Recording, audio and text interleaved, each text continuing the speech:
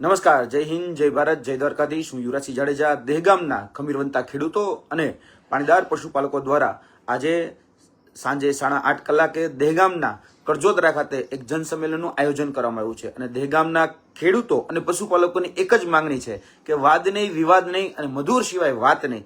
આ માંગણી સાથે દહેગામના જે ખેડૂતો અને પશુપાલકો જે છે અને એની જે સંકલન સમિતિ છે, એ સંકલન સમિતિ દ્વારા આજે એક સંમેલનનું આયોજન કરવામાં આવ્યું છે. અને એ સંમેલનની અંદર દહેગામના ખેડૂતો અને દહેગામના પશુપાલકોના જે હિતમાં હોય, જે ખરેખર કહી શકાય કે જે રાજકીય આગેવાનો છે, જે સામાજિક આગેવાનો છે, જે ધાર્મિક આગેવાનો છે, એ તમામ લોકો એમાં ઉપસ્થિત રહી શકે છે. આ આંદોલન નિષ્પક્ષ છે, આ આંદોલન નિસ્વાર્થ છે. આ આંદોલન જે છે એમાં તમામ લોકો એ પોતાની હાજરી અચૂક નોંધાવે એવી આ માધ્યમથી એક આહવાન કરવા માટે તમારી સમક્ષ ઉપસ્થિત થયો છું.